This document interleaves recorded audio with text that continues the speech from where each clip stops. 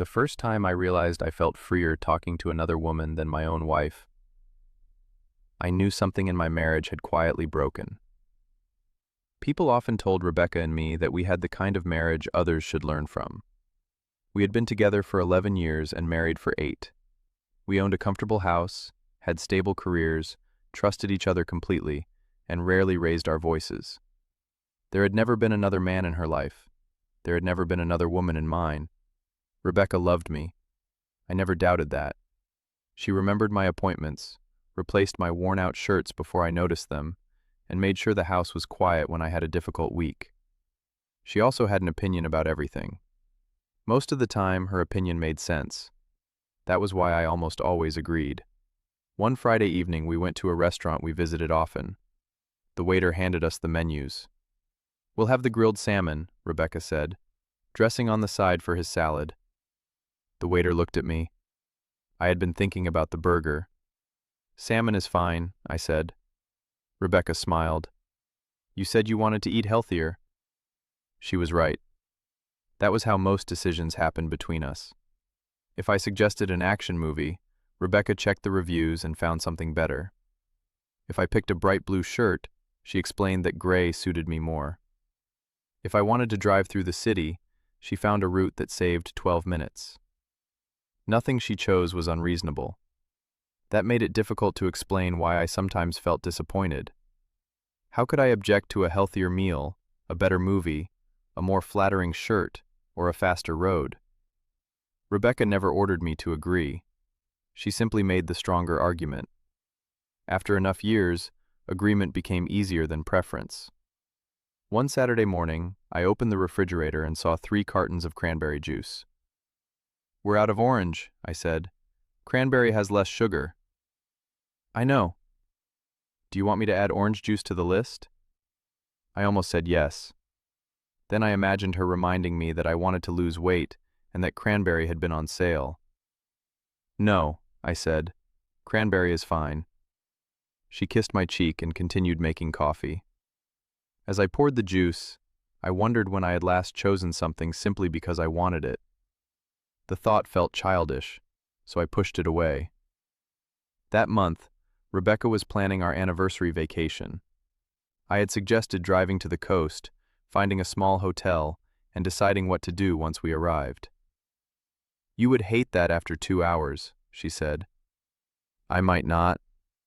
"You absolutely would." She opened her laptop and showed me 2 detailed itineraries: Boston or a resort in Vermont. "What do you think?" she asked. "What do you think?" "Boston gives us more to do." "Then Boston." She studied my face. "You don't sound excited." "I am." She booked it. The decision had technically been mine. Still, I felt as if I had signed my name beneath an answer already written. Rebecca chose the coffee because she knew which brand I tolerated. She adjusted the thermostat before I complained. She decided when we visited my parents because she was better at coordinating schedules.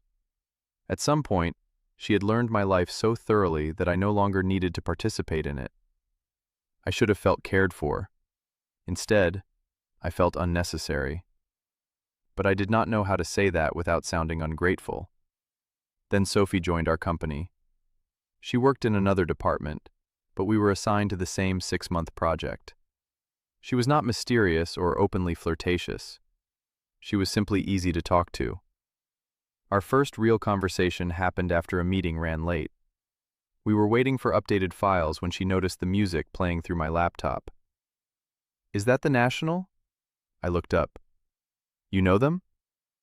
For the next 20 minutes, we talked about music. I told her about an album I still loved even though most critics considered it terrible. "Then defend it," she said. I laughed. "What?" "Convince me." So I did. When I finished, she smiled. "I still think it's a bad album." "Then I failed." "No. Now I understand why you love it." That sentence stayed with me. She had not changed her opinion. She had simply wanted to understand mine. When I got home, Rebecca had reheated dinner twice. "You should have texted," she said. "You've been working too late." You need to speak to your manager before they start taking advantage of you. I can manage it. You always say that. She was probably right. We ate while she explained the restaurants, museum tickets, and walking tours she had booked for Boston. After 30 minutes, we had nothing more to say. She opened her tablet. I turned on the television. There was no anger between us, no visible unhappiness, just silence. But for the first time, I compared that silence to my conversation with Sophie, and I felt ashamed. I tried to keep my distance from Sophie. I limited our conversations to work and avoided staying late with her. Nothing inappropriate had happened. That almost made it worse. Had she flirted with me or suggested meeting secretly, I could have identified the danger and walked away. Instead, she asked questions. What did you think? What would you change? What would you do if money didn't matter? They were ordinary questions, but I had forgotten what it felt like for someone to ask what I thought before explaining what made more sense. One afternoon, Sophie and I reached a restaurant before the rest of our team. The server asked what I wanted to drink. I don't know, I said automatically. Sophie closed her menu. That wasn't the question. What? He asked what you wanted. I looked at the menu. Lemonade. Good. You approve? I don't need to, you're drinking it. She meant it as a joke, but the words followed me home. That evening, Rebecca handed me cranberry juice. You've been distant, she said. I'm tired. You should stop working late. I can handle my hours. I'm trying to help, Nathan. I know. Then why do you sound angry? I wanted to explain that nothing she did was cruel, yet somehow I felt like a guest inside my own life. But how could I complain that my wife cared too much? It's just work, I said. The next morning, she emailed me an article about burnout. As the project continued, Sophie and I discovered we liked the same movies, music, and food. She once told me about a trip where she booked nothing in advance, got lost, slept in a terrible motel, and found the best roadside diner she had ever visited. Rebecca would have hated every part of it. The comparison came automatically. Sophie noticed my expression. What? Nothing. You always say that when something is clearly not nothing. I hesitated. Rebecca plans everything. Is that bad? No, she's good at it. Then what's the problem? There isn't one. Sophie leaned back. I don't want to become the person you complain to about your wife. The boundary in her voice was clear. That was one reason I trusted her. She never messaged me late at night or asked to meet outside work. Whenever our conversations became too personal, she pulled back. Sophie was not trying to take me away from Rebecca. I was the one carrying those conversations home. One night, Rebecca and I tried to watch an old science fiction movie I had loved as a teenager. She checked the reviews. It's almost 3 hours long and everyone says it's terrible. I know. Then why waste the evening? I picked up the remote. What do you want to watch? We watched her choice. Halfway through, she reached for my hand. I let her hold it while thinking about Sophie asking me to defend the music everyone else hated. The guilt became unbearable. I started leaving work early and avoiding Sophie.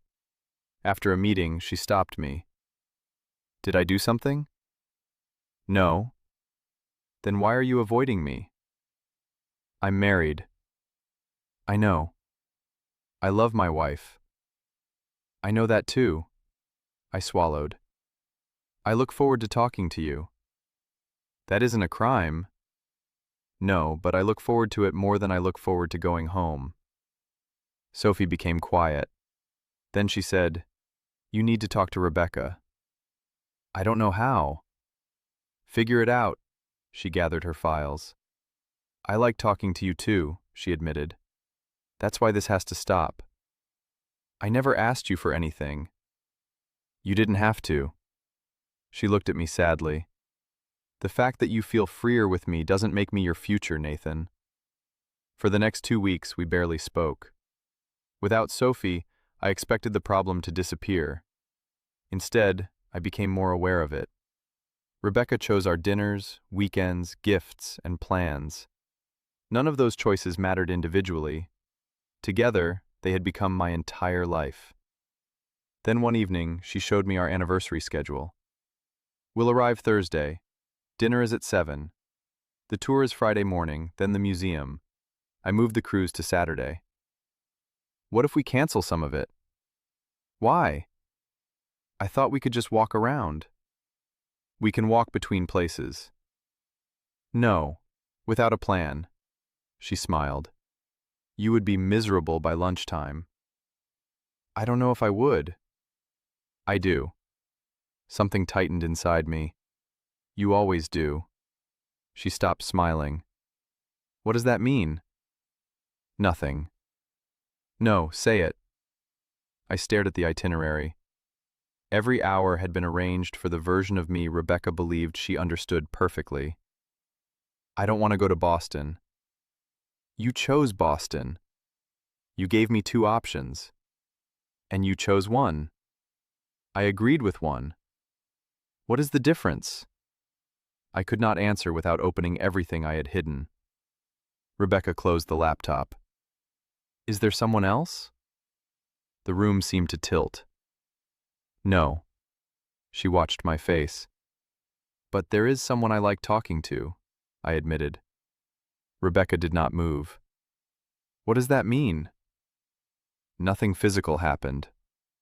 How long? A few months. Do you love her? No. Do you want her? No. Then what do you want? I looked at my wife and gave her the cruelest, honest answer I had. I want to feel the way I feel when I'm talking to her. Rebecca stepped back as if I had struck her. Rebecca slept in the guest room. For days we moved around each other like strangers. Then one evening she sat across from me. I need to understand. What does she have that I don't? It isn't like that. Is she prettier? No. Younger? No. Then what? I searched for a gentle answer. There wasn't one. I don't feel managed around her. Rebecca stared at me. I have never managed you. I know you don't think you do. What have I stopped you from doing? Nothing. Then how am I controlling you? You don't forbid things, you improve them. Her expression hardened. That makes no sense. I walked into the kitchen and opened the refrigerator. What juice do I like? She looked confused. Orange. What do we buy? Cranberry. Why? It has less sugar. You wanted to lose weight. You're right. So this is about juice? No, but stay with me. When did we last buy orange? She said nothing. I mentioned it. The first time, you said cranberry was healthier, so I agreed. Then you said the orange brand had too much sugar. Later, cranberry was cheaper. Because those things were true. I know. Then what did I do wrong? Nothing. Her voice rose. That cannot be your answer.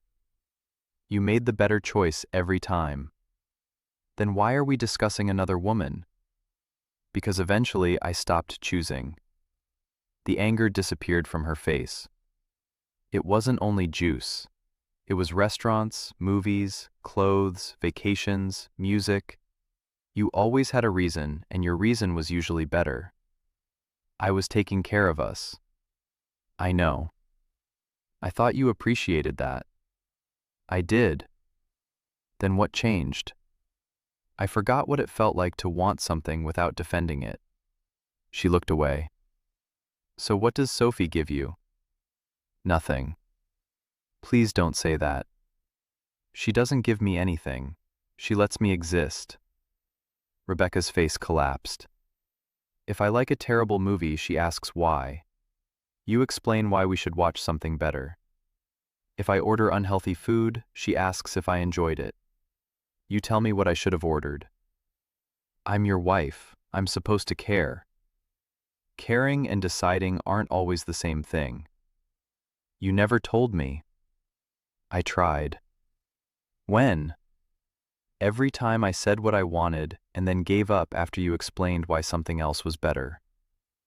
That isn't telling me, Nathan. That's agreeing. She was right. Rebecca had not stolen my voice. I had surrendered it because silence was easier than disagreement. I should have spoken, I said. I kept saying everything was fine until I didn't know how to say it wasn't. She sat at the kitchen table. Do you want to leave me? No. Do you want to stay? I opened my mouth. No answer came. That hurt her more than anything else. We tried marriage counseling. Rebecca admitted that uncertainty frightened her. Planning made her feel safe. When she loved someone, she protected them from bad choices and regret. I admitted that disagreement frightened me too. My father had turned every difference into a battle, so I learned to keep peace by giving in. Rebecca filled every silence with direction. I filled every conflict with surrender. Together, we had created a marriage in which nothing was openly wrong, but neither of us felt fully known. We tried changing. Rebecca asked what I wanted and forced herself not to challenge it. I chose restaurants. I bought orange juice. We watched the terrible science fiction movie, but every choice became heavy. When she accepted my answer, I wondered whether she was pretending.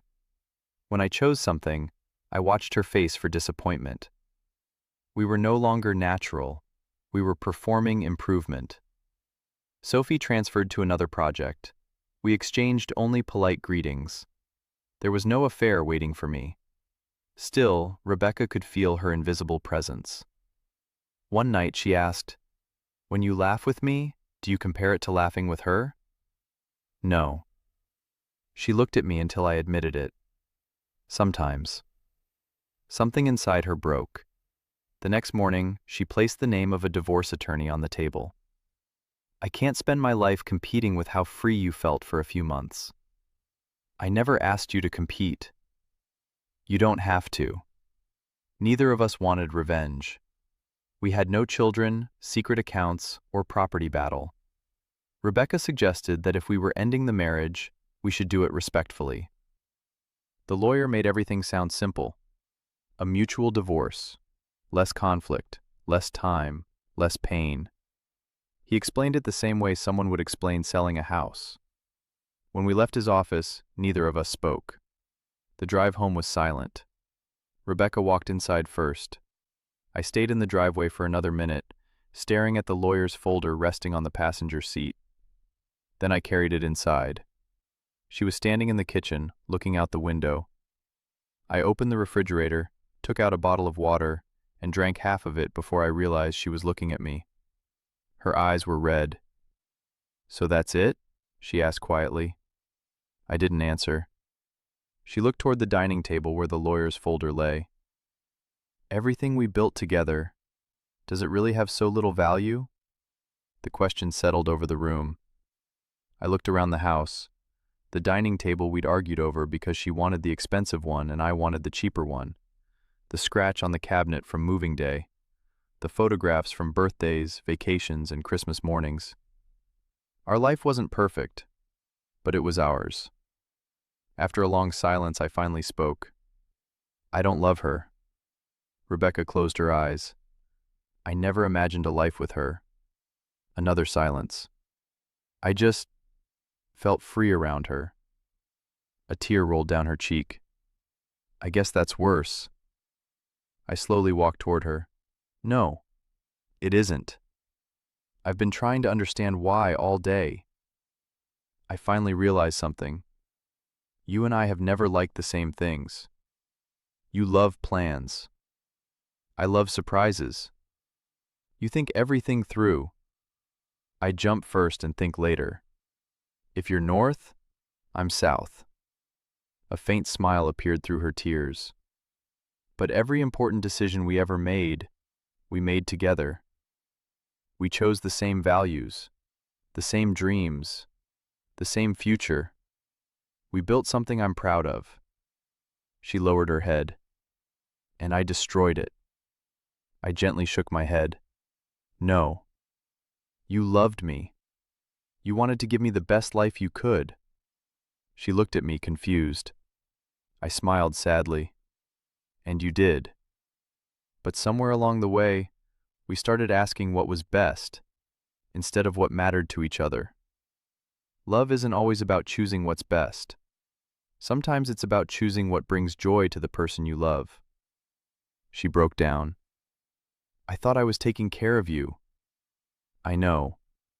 And I stopped telling you what I needed. We both got lost. I stepped closer and gently lifted her face. I know you love me. I know I love you. And I know what we built here means more to me than anything I've ever found outside this house. I swallowed the lump in my throat. If I walk away now, without fighting for the woman who has stood beside me for 11 years, without fighting for everything we've built, I'll regret it for the rest of my life. I don't want to spend the rest of my life wondering what might have happened if we'd simply learned how to understand each other again. I want to fight for us. Her composure finally disappeared. She buried her face against my chest. I don't know how to fix us, she whispered. I held her tighter. We already took the hardest step. She looked up. We finally understand what we lost. A tear rolled down her cheek. I was trying to give you the best life I could. I know. And I forgot to ask what mattered to you. I smiled gently. And I forgot that loving you also meant letting you know when something mattered to me. She nodded slowly. This time, I'll listen. And this time, I'll speak. I brushed the tears from her face. Love isn't always about choosing what's best. Sometimes it's about choosing what brings joy to the person you love. She gave a small, tearful smile. I think this is the first time I've truly understood what you've been trying to tell me. I looked toward the lawyer's folder on the dining table. Then I walked over, picked it up, and quietly tore it in half. Rebecca watched me through her tears. I turned back to her. I'm not running away from this. I'm going to fight for the woman I love. I'm going to fight for the life we built. She crossed the room and wrapped her arms around me before I could say another word. Neither of us believed everything would be perfect tomorrow. There would still be difficult conversations. Old habits would still return. But this time we finally knew what we were fighting, and what we were fighting for. The next morning, Rebecca came home from the grocery store carrying 2 bags. As she unpacked them, she smiled and held up a carton of orange juice. I still think cranberry is healthier. I laughed. I know. She placed the orange juice in the refrigerator anyway. But this one makes you happy. For the first time in a very long time, home felt like home again. Before you go, do you think love is about always choosing what's best, or choosing what matters to the person you love? Let us know your thoughts in the comments. And if you enjoy thoughtful relationship stories that make you think, don't forget to subscribe to Forge Stories. We bring you a brand new story every day.